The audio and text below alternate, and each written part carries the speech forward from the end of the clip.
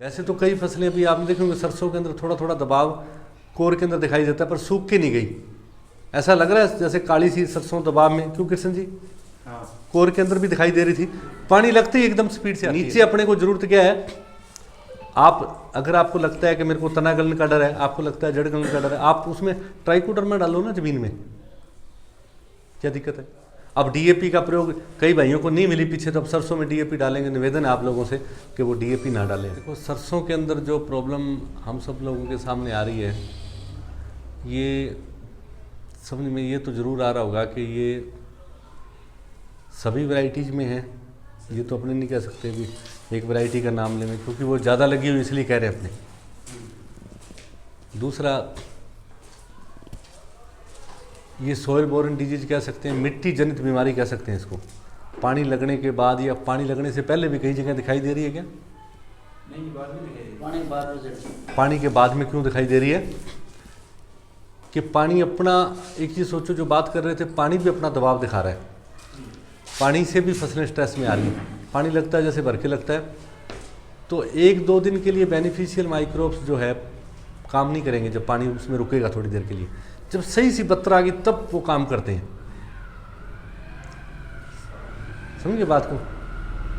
तो उसके अंदर अब उनके अंदर पहले ही कमी है, मान लीजिए बेनिफिशियल माइक्रोब्स की, तो उससे क्या है कि वो दबाव में आने के बाद हमें एकदम शो होता है। वैसे तो कई फसलें अभी आपने देखोगे सरसों के अंदर थोड़ा थोड़ा दबाव कोर के अंदर दिखाई देता है, पर सूख के नहीं गई। ऐसा लग रहा है जैसे काली सी सरसों दबाव में, क्यों कृष्ण जी? हाँ। कोर के अंदर भी दिखाई दे रही थी, पानी लगते ही एकदम स्पीड से आती है। तो आप इसको मिट्टी जनित बीमारी कोई भी हो सकती है, उस पर जांच हो रही है, निकलेगी उसी में से कि इस वजह से जैसे पानी लगता है तुरंत ये दिखाई देती हैं। तो पानी का पीछे भी अपने बात हुई थी, नरमे के पास में भी, जहाँ हम पानी ज़्यादा लगा रहे हैं वहाँ आपने देखा होगा फसल अच्छी नहीं है या नहीं है? सही। जहाँ पानी आप कम लगा रहे हैं वहाँ फसलें अच्छी हैं, ये तो देखा होगा आपने या नहीं देखा? ऐसा हुआ ना, तो इसका मतलब ज़्यादा पानी काम का नहीं है। जो पानी हम लगा रहे हैं भर के लगा रहे हैं, और पानी हम ज़रूरत से ज़्यादा लगा रहे हैं, वो काम का नहीं है। इसलिए एक तो पानी से आप कोशिश करें। दूसरा, किसानों से, हालांकि पहली बार नहीं है कि पिछले काफ़ी समय से फर्टिलाइजर डल रहा था, तो अभी इस बार डीएपी की जैसे कमी थी, सुपर और यूरिया का प्रयोग भी ज़्यादा हुआ है। डरा हुआ किसान फिर यूरिया ज़्यादा डालता है, तो अभी पानी पे भी डाल रहा है, तो यूरिया वो कम डाले। सरसों जो अपनी खेती है, सरसों है या ग्वार है, इसके अंदर आपको ज़्यादा फर्टिलाइज़र की ज़रूरत नहीं है। मैं आपको बताऊं, ये नेचुरल खेती है आपकी, ये अपने आप प्रकृति पे चलने वाली खेती है। चाहे ग्वार है, चाहे आपका मूंग है, चाहे आपकी ये चने हैं, चाहे आपकी सरसों है, इसको कोई ज़्यादा वीआईपी ट्रीटमेंट की ज़रूरत नहीं है। समझिए बात को? हाँ, फोलियर फीडिंग से कर दो, कोई दिक्कत नहीं है। माइक्रो न्यूट्रिएंट्स का स्प्रे आप फोलियर से कर दें, माइक्रो न्यूट्रिएंट्स आते हैं, है ना? माइक्रो न्यूट्रिएंट्स जैसे माइक्रो फूड है, इस तरह के आते हैं, देखे होंगे आपने। उस तरह का स्प्रे कर दो आप ऊपर से, वो काम करेगा सरसों पे। ठीक है। नीचे अपने को जरूरत क्या है, आप अगर आपको लगता है कि मेरे को तना गलने का डर है, आपको लगता है जड़ गलने का डर है, आप उसमें ट्राइकोडर्मा डालो ना जमीन में, क्या दिक्कत है? कोई दिक्कत है क्या? क्यों सरदार जी, अपने तो किया है ना पिछली बार। अच्छा, उस पर स्प्रे भी किया, अच्छा रहा वो सरसों, तो उसका स्प्रे भी हो जाता है, तो उसका प्रयोग करें। दूसरा, जैसे एक इसमें आता है सूडोमोनास बाइक और बी के नाम, ऐसा कर सकते हैं, उसका प्रयोग कर सकते हैं आप। पीछे भी अपनी बात हुई थी कि अगर पीएच ज़्यादा है तो सल्फर की बजाय थायोबैसिलस का प्रयोग करो ना आप। थायोबैसिलस सिमियोनस किसी ने यूज किया होगा कृष्ण जी? हाँ, ठीक है, उसका रखते हैं। जानते हो जी उसको? लिक्विड सल्फर जो है, करा है किसी ने? नहीं।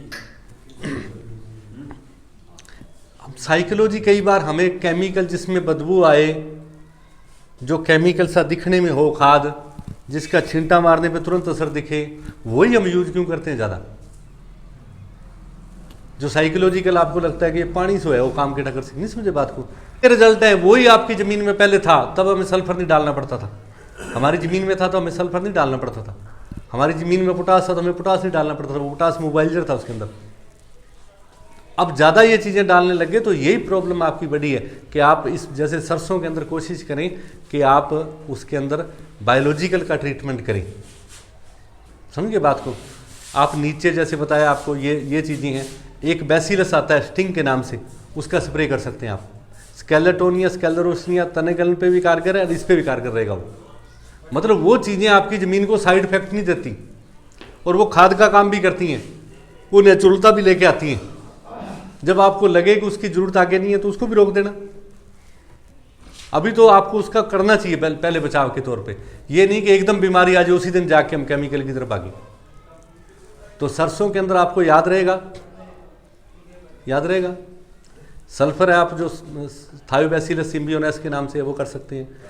ट्राइकोडर्मा लिक्विड है वो नीचे कर सकते हैं बायोग्राफ बी के नाम से, उसको मल्टीप्लाई कर लो, ठीक है ना। स्टिंग कर सकते हैं ऐसे, जैसे वो चीज़ें आप खेत में करें, उससे आपको फ़ायदा होगा सरसों के अंदर। दूसरा क्या है कि आप उसके फर्टिलाइज़र का प्रयोग ज़्यादा ना करें, नीचे से स्प्रे द्वारा कर लें। अब डीएपी का प्रयोग कई भाइयों को नहीं मिली पीछे, तो अब सरसों में डीएपी डालेंगे। निवेदन है आप लोगों से कि वो डीएपी ना डालें, डीएपी उतनी काम नहीं करेगी। आप ऊपर से स्प्रे करवा दें, उसका एनपीके का करा दें, माइक्रो न्यूट्रिएंट्स करवा दें, माइक्रो फूड, इस तरह का स्प्रे करवा दें, वो ज़्यादा बढ़िया है। नहीं डालनी ऊपर से, कोई मतलब नहीं। 18% नाइट्रोजन है नाइट्रेट फॉर्म की, ठीक है ना, उसी के परिणाम आते हैं और वो आपको फास्फोरस पड़ा रहता है ज़मीन में। इसलिए डीएपी यूरिया डालते हैं आप, 10 से 15 किलो यूरिया डाल दें। कृष्ण जी का एक अनुभव है, आप कितने टाइम से करते हो यूरिया, बताना सरसों में कितनी डालते हैं? 20 किलो डाला।